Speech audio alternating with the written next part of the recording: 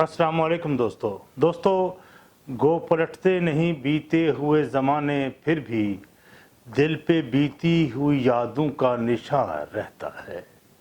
آپ سے گزارش ہے کہ چینل تلاش حق ود عامر ہاشمی کو سبسکرائب کریں اور بیل آئیکن کے بٹن کو بھی پریس کریں تاکہ آپ کو بہتر ویڈیوز ملتی رہے۔ دوستو مسلم لیگ نون کی رہنما مریم نواز صاحبہ کا ان کے دوران اسیری برے سلوک پر کیا بیان آیا کہ ہر طرف تجزیہ کار اور تبصرہ کرنے والے چینلز اور میڈیا پر برانجمان نظر آئے اور ایسے گھٹیا اور بلو دا بیلٹ جملے کسے کہ اقدار اور اخلاق کے دائی منہ چھپاتے نظر آئے۔ بہرحال کچھ باتیں اور کچھ یادیں ایک بار پھر انگڑائیاں لیتے میرے دل میں جاگ اٹھی۔ چاہا تھا کہ ان باتوں کو اور ان یادوں کو کبھی نوکے زبان تک نہ لاؤں گا جو میرے ظرف اور سوچ کے برعکس ہے، لیکن جیلوں میں سمجھتا ہوں کہ جیلوں میں سیاسی مخالفین کو عبرت نگاہ بنانے والے اور خون کے آنسو رلانے کا دعویٰ کرنے والے عمران خان صاحب نے کبھی وہ وقت بھی یاد کیا تھا جب انہوں نے خود جیل یاترا کی تھی۔ اس کے کوچے میں میاں خاک اڑاتے کیوں ہو، تم سے مجنوں تو اسے یاد نہیں ہونے کے۔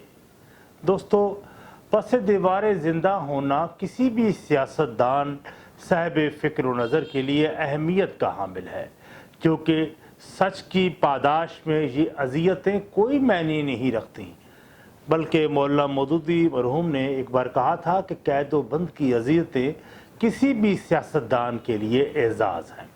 اور ایک بار تحریک آزادی ہند کے نامور سپاہی محمد علی جوہر نے کہا تھا کہ اپنی اس بات کی صداقت پر یقین ہو جاتا ہے جب اس کی مخالفت میں شدت آتی ہے۔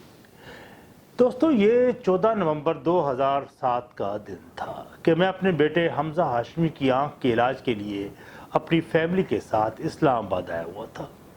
الشفا ہسپتال کے ڈاکٹرز نے اگلے دن میرے بیٹے کی آنکھوں کا آپریشن کا کہا تو تقریباً اسی دن 11 بجے صبح پی ٹی آئی پنجاب کے صوبائی صدر احسن رشید مرحوم کی کال آئی۔ احسن رشید صاحب کمال کے آدمی تھے۔ بہرحال سلام دعا کے بعد احسن رشید مرحوم نے کہا، عامر میاں، عمران خان پنجاب یونیورسٹی سے گرفتار ہو گئے ہیں، جہاں اسلامی جمعیت طلبہ کے کچھ شرپسند کارکنان نے انہیں تشدد کا نشانہ بنایا ہے اور انہیں پولیس کے حوالے کر دیا ہے۔ پولیس انہیں سبزہ زار تھانے لے گئے ہیں اور اب یہ اطلاع آئی ہے کہ وہ انہیں ڈیرا غازی خان کی جیل منتقل کرنے لگی ہے، لہٰذا آپ فوراً ڈیرا غازی خان پہنچیں اور وہاں کچھ معاملات کو سنبھالیں۔ میں اس وقت دوستوں پی ٹی آئی کا ڈیرا غازی خان کا ڈیویژنل آرگنائزر اور ضلعی صدر تھا اور پانیئر ہوں، پہلا ممبر ہوں پی ٹی آئی کا ڈیرا غازی خان کا تھا۔ بہرحال میں نے اپنی تمام سرگرمیوں کو معطل کیا اور ڈیرا غازی خان روانہ ہو گیا۔ اپنی گاڑی تیز رفتاری سے ڈرائیو کی، خان صاحب کی لمحہ بہ لمحہ خبر لیتا رہا۔ ڈیرا غازی خان میں اپنے ساتھیوں کو بھی انفارم کیا کہ وہ ان حالات سے نبرد آزما ہونے کے لیے اب تیار ہو جائیں۔ تقریباً 3 بجے پریزن پولیس وین خانے وال بائی پاس کچا کھو کے قریب ایک ہوٹل میں رکی جہاں خان صاحب اس وین میں موجود تھے۔ اس عرصے میں نے پولیس کے متعلق سیکورٹی افسر کا رابطہ کسی سورس سے کر لیا اور اس کا موبائل نمبر بھی لیا اور موبائل پر بات کرتے ہوئے خان صاحب کی خیریت دریافت کی تو پھر اس افسر نے کہا کہ خان صاحب نے کھانا کھانے سے انکار کر دیا ہے، لیکن انہیں چائے پیش کی گئی ہے جو انہوں نے اب پی لی ہے۔ 4 بجے پولیس وین وہاں سے روانہ ہوئی، لیکن اس وقت تک خانے وال میں کوئی پارٹی کارکن نہ آیا جو اظہار یکجہتی کرتے ہوئے نعرے بلند کر کے خان صاحب کا حوصلہ ہی بلند کر دیتا۔ بہرحال خان صاحب ڈیرا غازی خان 7 بجے شام کو پہنچ گئے۔ اسی اثنا میں مجھے بارہا پارٹی کے کابرین محترم احسن رشید مرحوم، امین ذکی صاحب اور دیگران کی کالز آتی رہی۔ شہد ذوالفقار ریٹائرڈ ایئر مارشل کی کال آئی اور انہوں نے کہا کہ خان صاحب کو ریسیو کرنے کے لیے کارکن اکٹھے کیے جائیں جو خان صاحب کی پریزن وین کے ساتھ کھڑے ہو کر نعرے بلند کریں۔ میں نے انہیں بتایا چونکہ اب پرویز مشرف نے ایمرجنسی نافذ کر دی ہے اور کارکنوں کی بڑے پیمانے پر پکڑ دھکڑ شروع ہو گئی ہے اور کارکنان خوف زدہ بھی ہیں، اور پھر بھی پی ٹی آئی میں جو لوگ آئے ہوئے تھے یہ سارے نوبھارت تھے ان کا کوئی ماضی کا کوئی ان کا پولیٹیکل ٹریک ریکارڈ نہیں تھا، نہ کوئی ان کا تجربہ تھا۔ اس کے باوجود بھی میں خراج تحسین پیش کرتا ہوں کچھ ساتھیوں کو کہ انہوں نے کچھ کارکن اکٹھے ہوئے، لیکن پولیس نے انہیں جمع نہ ہونے دیا اور بھگا دیا۔ P T I Dera Ghazi Khan کے کارکنان یونس خٹک ایڈوکیٹ صاحب، جعفر ببر صاحب ایڈوکیٹ، اکرم مرحوم ہوا کرتے تھے، قاضی صدر الدین ایڈوکیٹ، طاہر مون، محمد علی ایڈوکیٹ، عبد الغنی کھوسا ایڈوکیٹ اور دیگران انڈر گراؤنڈ ہو گئے، جن میں قاضی صدر الدین ایڈوکیٹ صاحب تو جو تھے وہ گرفتار ہو گئے، جنہیں گرفتار کر کے کوٹ لکھپت جیل بھجوا دیا گیا۔ تو میں راستے میں ہی تھا کہ میری والدہ صاحبہ کی کال بھی آ گئی کہ پولیس کی بھاری نفری نے گھر میں ریڈ کی ہے اور گھر میں گھس کر مجھے تلاش کیا ہے۔ میں نے اس بات کی اطلاع بھی احسن رشید مرحوم کو کی تو انہوں نے حکم دیا کہ گرفتار ہونے سے محفوظ رہنا، کیونکہ بطور ضلعی صدر آپ نے کچھ معاملات سنبھالنے ہیں، اس لیے احتیاط برتیے گا۔ اسی اثنا میں مجھے خان صاحب کی ہمشیرہ کی کال بھی آئی اور کہا خان صاحب کے پاس بلینکٹ میٹرس نہیں ہے اور انہیں جیل میں دیے گئے مینیو کے تحت کھانا پہنچانے کا بندوبست بھی میں کروں۔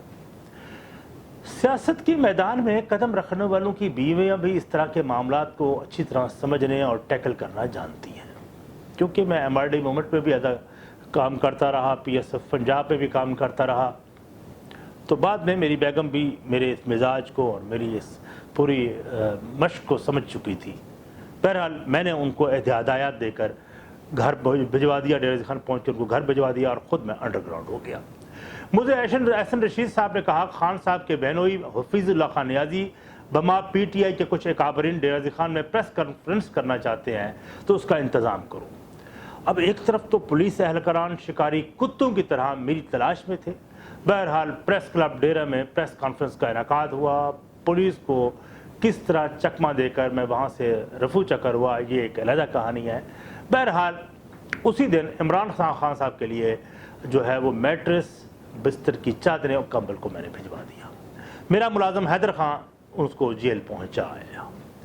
اگلے دن 11 بجے ڈسٹرکٹ جیل ڈیرہ غازی خان کے ڈاکٹر ہوا کرتے تھے، ڈاکٹر صابر مرحوم، بڑے اچھے انسان تھے، تو ان کے ذریعے میرا خان صاحب سے رابطہ ہو گیا، جہاں ڈاکٹر صاحب کے موبائل فون سے خان صاحب نے مجھے کچھ ہدایت دی۔ اس انسٹرکشن میں انہوں نے جب کچھ باتیں کی تو پھر انہوں نے کھانے کا مینیو بھی بتایا، اور زندگی میں پہلی بار آپ کو میں اس مینیو کو تشت ازبام کرنے لگا ہوں۔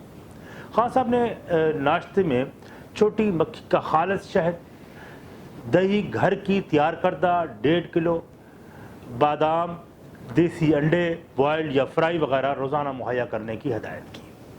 دوپہر کے کھانے میں مٹن یا دیسی مرغا جو خالص گھی میں کک ہوا ہو اور اس کے ساتھ دیسی گندم جس کو کبھی کھاد نہ ڈالی گئی ہو، اور اس کے ساتھ تازہ روٹیاں بھی دینی تھی۔ اس تقریباً 4:30 بجے پھر انار یا سیب کا جوس تھرموس پہ بھیجنا بھی شامل تھا۔ ڈنر میں بھی اسی طرح کا کھانا پیش کرنا میرے فرائض میں شامل ہوا۔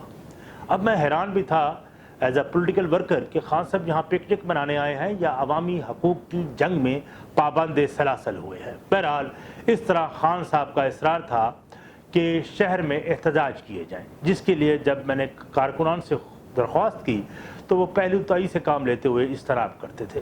بہرحال وہ میں نے آپ کو وجہ بتا دی۔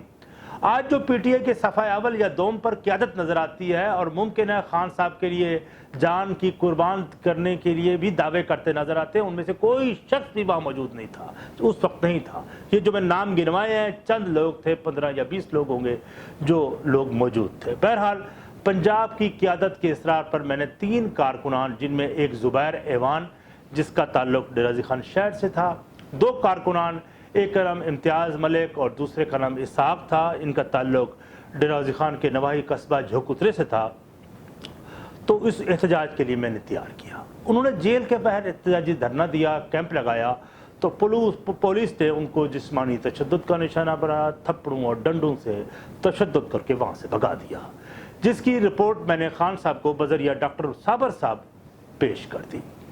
5 دن تو اسی طرح ہائیڈ اینڈ سیک کا سلسلہ جاری رہا۔ پھر ڈاکٹر صاحب نے کہا کہ خان صاحب اب بھوک ہڑتال پر چلے گئے ہیں، اس لیے اب کھانا بھیجنے کی زحمت نہ کرنا۔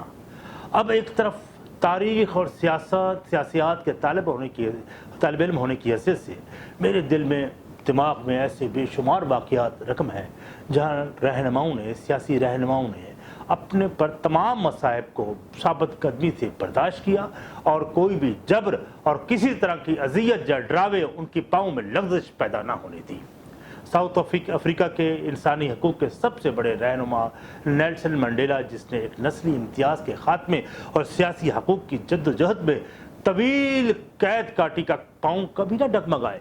ایک سوال کے جواب میں ایک صحافی نے سوال بھی کیا کہ آپ نے کبھی اپنے لیے بھی ذات کے لیے قید کے دوران کوئی رعایت مانگی؟ تو نیلسن منڈیلا نے جواب دیا کہ دوران قید اپنی ذات کے لیے ایک بار کچھ رعایت مانگی تھی۔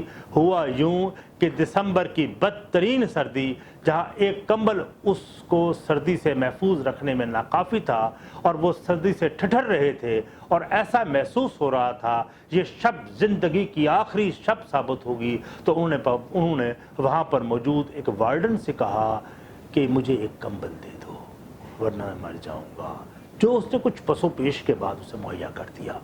اس طرح پاکستان میں ذوالفقار علی بھٹو جب اڈیالہ جیل میں قید تھے کہ متعلق خبر جیل سے باہر آئی کہ مشقتی نے کپڑے ان کے دھوتے ہوئے یہ دیکھا کہ ان کی قمیض کی پشت پر خون کے دھبوں کے کچھ نشان ہیں۔ اس طرح پیپلز پارٹی کے کارکنان سخت پریشان ہو گئے۔ انہوں نے اپنے تحفظات کا اظہار ان کے وکیل یحییٰ بختیار مرحوم تک پہنچائی تو یحییٰ بختیار نے اگلے دن بھٹو صاحب سے ملاقات کرتے ہوئے اس معاملے کو استفسار کیا تو بھٹو صاحب نے کہا کہ دراصل ضیاء آمریت کے اعلیٰ کاروں نے اپنے آقاؤں کے کہنے پر لوہے کی جو چارپائی مہیا کی تھی اس کی میخیں کھڑی کر دی تھی۔ آج جب میں سویا تو ان میخوں نے مجھے زخمی کر دیا اور اس میں سے خون رسنا شروع ہو گیا تھا، لیکن میں نے اس کا حل تلاش کر لیا ہے۔ اب میں زمین پر اوندھے منہ سو جاتا ہوں۔ آپ لوگ پارٹی سنبھالیں، کارکنوں کے حوصلوں کو بلند رکھیں۔ اس طرح محترمہ بے نظیر بھٹو کو سخت جیل میں قید کیا گیا۔ جون اور جولائی کی سخت گرمیاں تھیں، ٹین کی چھتوں تلے قید کے دن گزارنے پڑے جہاں ان کے جسم پر پھوڑے اور پھنسیاں بن گئیں۔ عمران خان صاحب کے ساتھ سابق MLA میاں ساجد پرویز صاحب بھی پابند سلاسل تھے۔ وہ جو میں بات کر رہا ہوں اس واقعات کے چشمدید گواہ بھی ہیں جو انہوں نے کچھ وقت خان صاحب کے ساتھ گزارا۔ ڈاکٹر صاحب سے میری یاد اللہ تھی تو میں نے ڈاکٹر صاحب سے رازدارانہ انداز میں استفسار کیا کہ واقعی خان صاحب نے بھوک ہڑتال کر رکھی ہے؟ تو صابر مرحوم نے جواب دیا کہ ان کو ان کے گھر سے ہی فریش جوسز اور دیگر ضروریات کی چیزیں کھانے کو باقاعدہ مل رہی ہیں، وہ بھلے چنگے ہیں، ان کی صحت بھی ٹھیک ہے۔ اور یہ میری لیے یہ بات اچنبھے کی بات تھی کہ شاید کسی بھی سیاسی لیڈر کی یہ پہلی علامتی بھوک ہڑتال تھی جو اپنی ذات کے لیے تھی کہ انہیں رہا کیا جائے۔